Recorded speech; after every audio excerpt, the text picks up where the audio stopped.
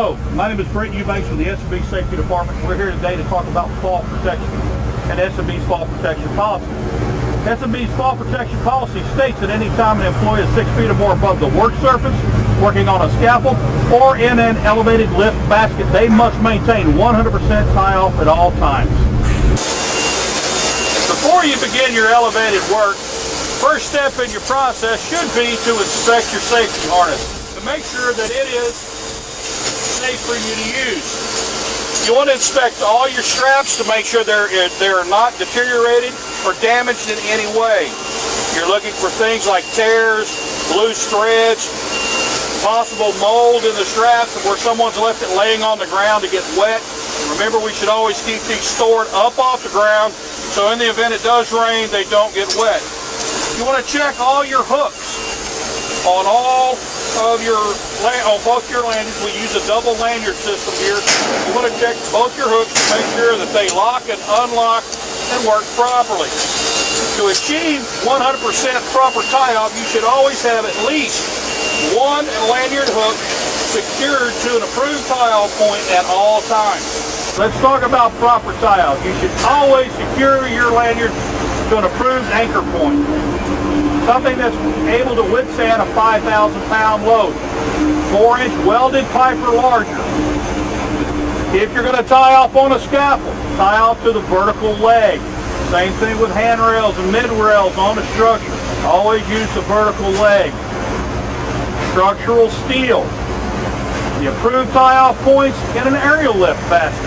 Whether it's a JLG or a scissor lift, tie off to the approved tie-off point. If you're in a personnel basket, once again, use the approved tie-off point. At no time should you tie off to screw pipe, conduit, unistrut, the cable tray rung. If it's not rated for 5,000 pounds, once again, do not use it. Next thing we're going to talk about is S&B's retractable policy. Anytime you're working off a scaffold ladder or a structural access ladder with a fall exposure greater than 13 feet, you're required to use a retractable. Well, before you use that retractable, the first thing you need to do is test it and make sure it works, and then inspect it to make sure everything is in safe working condition. How do I test it? I'm going to give it one quick tug on the hand line and make sure that it catches. It did. Now I'm going to release it and pull the hook down to me. Let's inspect the hook. The hook latches or locks and unlocks smoothly. The hook turns in the swivel assembly smoothly. Notice that the nut for the hook extends about 1/4 inch above the swivel assembly. If you don't see that, the next thing you need to look for is the gap between the hook and the swivel. If there's a red band exposed there about 1/4 inch wide, that's a tattletale telling you that that hook has been loaded out. Stop right there. That yo-yo or that retractable is not safe to use. Get with the scaffold department and have them replace it. Next thing you want to check is for the monthly inspection. This one is red. We're in July right now, so it has been inspected. Let's inspect the cable. Make sure that there's free of kinks and frayed cabling. If it is, you're ready to hook up and use your yo-yo. Now remember, the yo-yo hook, or the retractable hook, hooks to the D-ring in the center of your back, defined as being located between your shoulder blades. We don't want to hook it to the D-ring on the side of our harness, or we don't want to hook it to the end of our lanyard. The only approved place to hook that up is the D-ring. Now we do allow the D-ring extenders. We'll cover that later in our accessories. When you're hooking up, that hook should be straight up the back, as so. Never put it up underneath that arm. If you were to fall, you could injure your shoulder. Okay, folks, remember, when you're testing the yo-yo to make sure that it locks properly, all you need to do is make one quick, one-handed tug on the line. We don't need to use two hands. We can over-torque the yo-yo and damage it.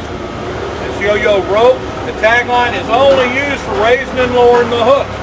You don't want to use it to haul up tools and material. If you need to haul up tools and materials, take a haul rope with you. Now let's talk about some accessories that we have that we can use with our harness and lanyard. We have a D-ring extender.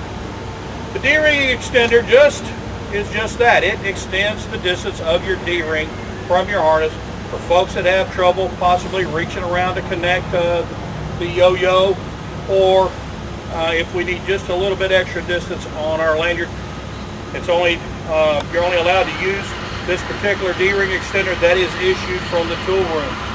Before you use it, you need to inspect it, make sure that the material or the strap is in good condition, make sure there's no frays or damage to the material, make sure that you test the locking hook, make sure it opens and it does lock, and inspect the D-ring itself, looking for any damage to the D-ring.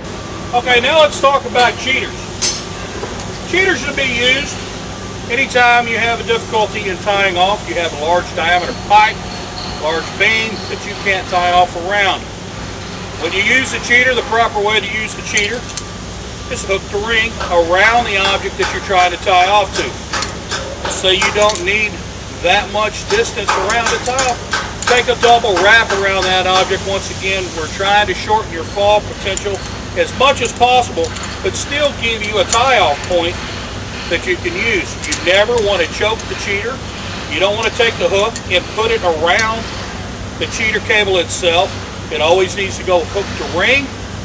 You don't want to tie off on the scaffold where you hook into the rosette and try and extend your reach that way. We should never have to use a cheater on a scaffold because of the ample tie-off points, or we should never have to use one in the aerial lift basket. Once again, the cheaters are available in the S&B tool room. Make sure that we use them properly. Next, Pam is going to show us the proper way to put on a safety harness.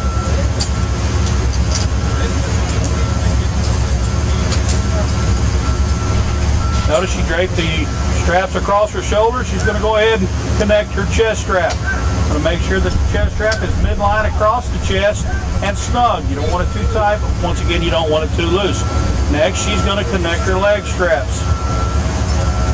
The leg strap should always go in the crease of the thighs. You don't want to wear them too tight, and you can't cut the circulation off to your lower extremities, but you do not want them too loose.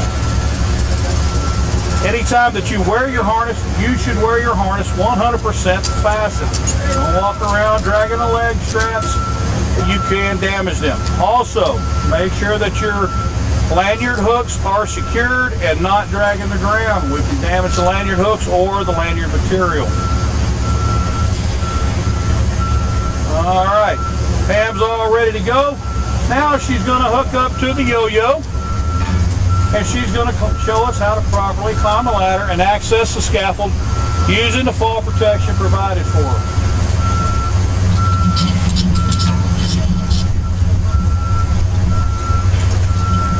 Notice she's doing a pre-inspection of the yo-yo itself.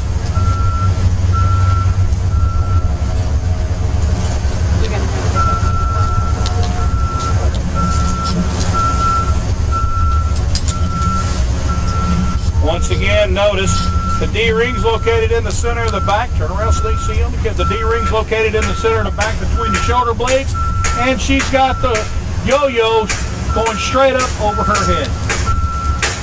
Now, maintaining 3-point contact, Pam is going to climb the ladder. She'll step off onto the scaffold.